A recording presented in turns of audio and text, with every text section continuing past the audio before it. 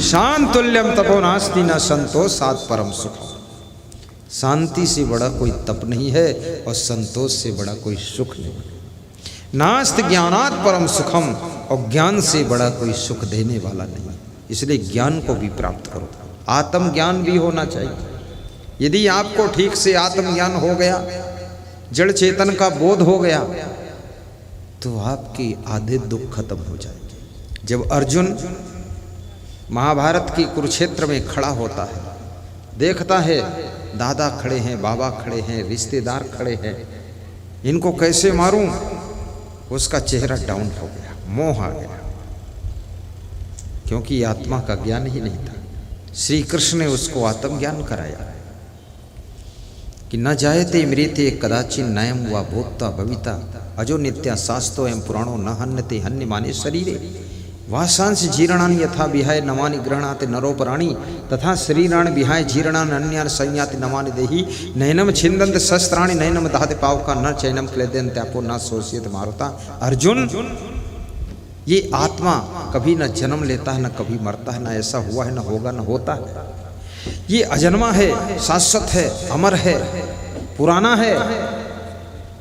और इस आत्मा को तुम थोड़ा समझो अर्जुन। जैसे कपड़े बदलता है, पुराने मनुष्य नए कपड़े धारण करता है, ऐसे ही आत्मा एक शरीर को छोड़कर नया शरीर धारण करता है। इस आत्मा के स्वरूप को पहचानो। ये शरीर जड़ है। छित जल पावक गगन समीरा पंच ऋतु अधम शरीरा। जिस समय बाली का वध राम ने किया, बाली की पत्नी तारा रो रही थी, विलाप कर रही थी, तो राम ने क्या उसको आत्मबोध कराया कि छित जल पावक गगन शरीरा पंच रचित यह अधम शरीरा। पृथ्वी जल अग्नि वायु आदि तत्वों से बना हुआ ये जड़ शरीर जीवन नित्य तुम कही लगी रोवा प्रकट सुतन तो आगे सोवा। जिस शरीर की लिए रो रही वो तुम्हारे सामने सो रहा है लाश बन करके, और जीव कभी मरता नहीं, नित्य है, अविनाशी है, तो क्यों रोती हो तारा? तो किसी ने तर्क किया है कि जब लक्ष्मण को शक्ति बाण लगा तो राम क्यों रो रहे थे? क्या वहां आत्मा अमर नहीं था? तार्किक लोग हैं, पकड़ लेता है, क्या किया जाए, लेकिन यहां पर पकड़ नहीं पाओगे। क्यों?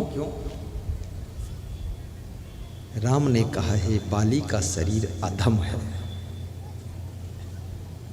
पंच रचित यह अधम शरीर, क्योंकि ये अधम कार्य कर रहा था। ये बाली पाप कर्म कर रहा था, इसलिए इसके लिए रोने की आवश्यकता नहीं।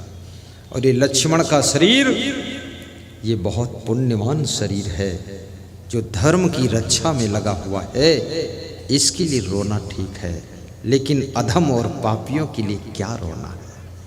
ये मर गए तो तर गए, इनको जाने दो। प्रकट सुतन तो ये जीव नित्य है, अविनाशी है। शरीर सबका नाशवान है, ये मृत्युलोक है। आज यहाँ जितने लोग जीवित दिख रहे हैं, एक दिन सब क्रमशः एक एक करके संसार से विदा होगा, और फिर वही आत्माएं नया शरीर धारण करके पुत्र के रूप में, नाती के रूप में यहाँ जन्म ले लेगी। आत्मा नहीं मरता है, ये शरीर मरता है। और इस शरीर से जो भी कर्म तुम करते हो, नया शरीर धारण करके आत्मा उन कर्मों का फल भी भोगता है। आया है सो जाएगा राजा रंग फकीर, एक सिंहासन चढ़ चले एक बांधे जात जंजीर। इसलिए अच्छे कर्म कीजिए, ताकि इस शरीर को छोड़ने के बाद फिर अच्छा